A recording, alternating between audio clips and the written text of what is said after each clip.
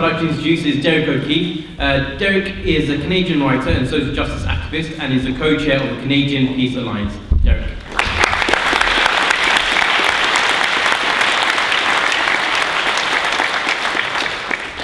Thank you so much, and I bring solidarity greetings from the Canadian Peace Alliance. It's a thrill for me to get over here, and despite the jet lag today, it's been a really energizing and inspiring day. There's 1,000 of us or something that have been in the hall today, but many thousands more are going to hear about this conference, and many, hopefully, I think tens of thousands more will be inspired to re-energize their own anti-war actions. I know I'm going to go home and stir the pot and tell everyone that the British Stop the War Coalition is going strong and meeting the challenges ahead. And I think we have to answer the call that Derrick made this morning to the international movements to reinvigorate themselves and for all of us to share resources and communicate more. And you know, because in 10 years we don't want February 15th, 2003 to still be the largest protest in human history. I think the times call for protests on a global scale even larger, and hopefully we'll see many more in the next decade. The most exciting I won't bore you too much with the political details in Canada. I mean, it's basically the UK with a humorless conservative prime minister carrying on wars that his predecessors started while pretending to end them. Our Prime Minister is actually probably even more humorless than Cameron, Stephen Harper, and believe it or not, he's more pro-Israel than either Cameron or Obama. Canada is proud of its reputation, now the Canadian government rather, is proud of its new reputation as the best friend of Israel in the Western world. So this gives us a huge challenge, and you remember like 10 years ago there was still a debate about whether Palestine should be featured as a big part of the anti-war movement. I think that debate is over. Is it over? Yeah. Palestine needs to be at the heart of anti-war mobilization.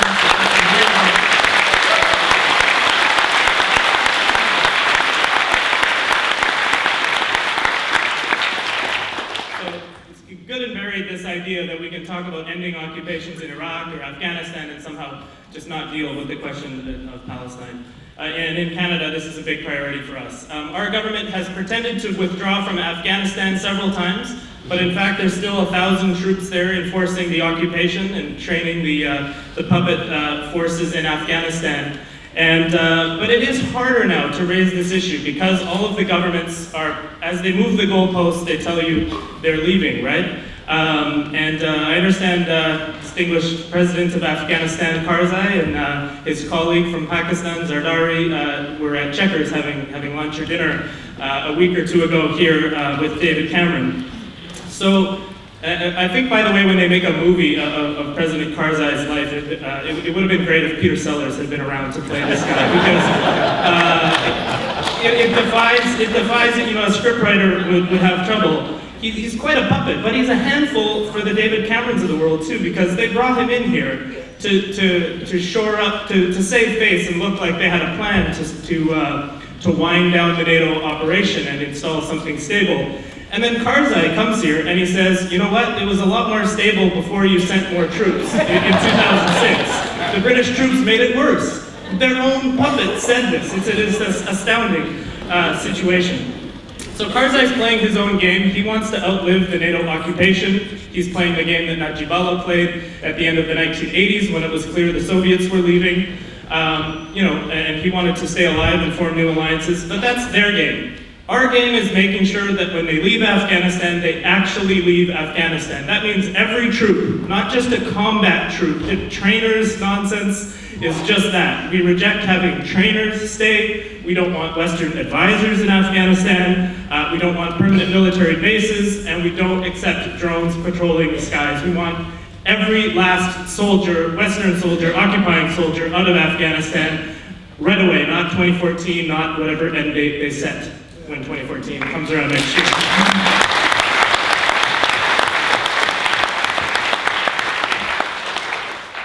Now they say the advocates of liberal imperialism who have a little wind in their sails because of Libya and very aggressive with Mali, they say every time a situation comes up, they say, but we must do something, we've got to do something. Well, we can't let them frame the argument as if something is only one thing and the one thing is war. There are other tools of foreign policy, it turns out. You can stop selling weapons to dictatorships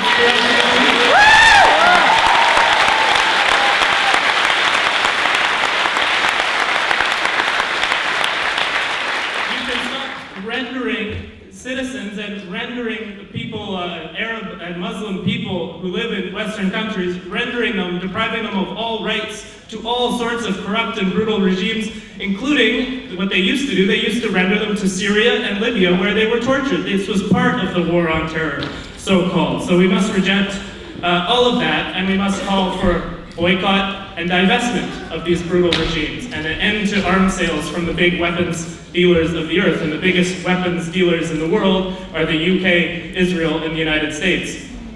Canada tries, they're trying. We always come in as an afterthought. So we have to boycott and divest. We have to take heart from the incredible campaign around Palestine of boycott and divestment of Israel, push for more of that. We also have to reject this idea that the anti-war movement is responsible for all of our political challenges. When people say February 15th, 2003 didn't stop the war, well, first of all, it did stop Canada from fully going into Iraq. Canada did not send troops into Iraq because they had 250,000 people in the streets of Montreal.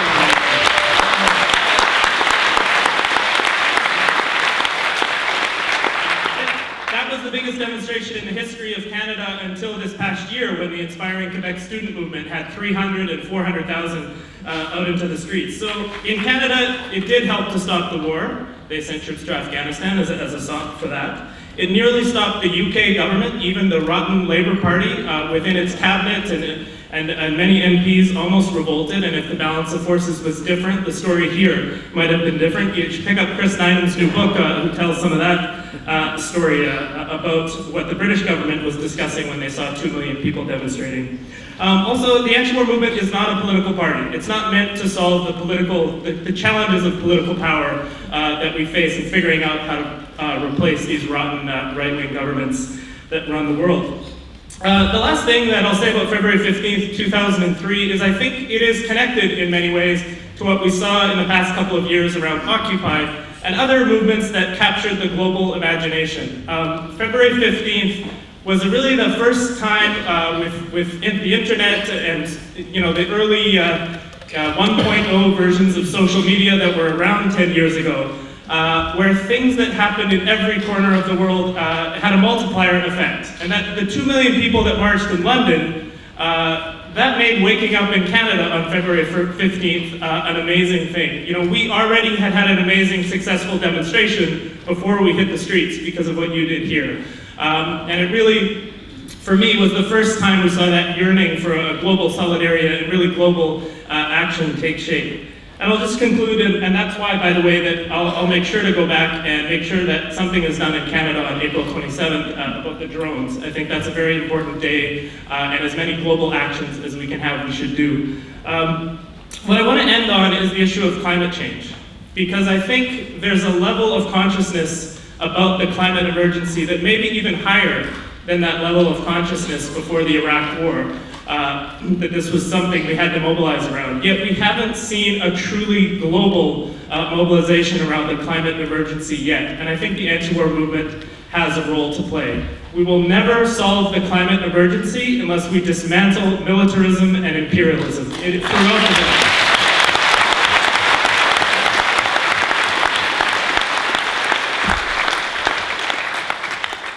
So the last point I wanted to remind people about a conference that happened 2.5 years ago in Bolivia, the Cochabamba People's Assembly for Climate Justice.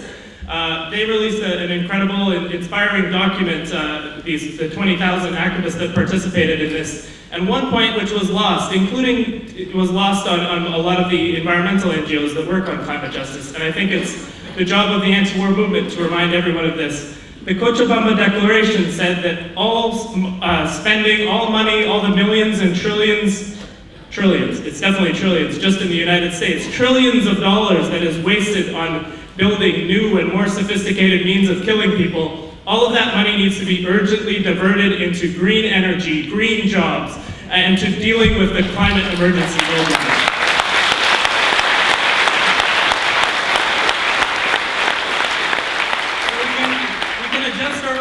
To do this. We say no justice, no peace.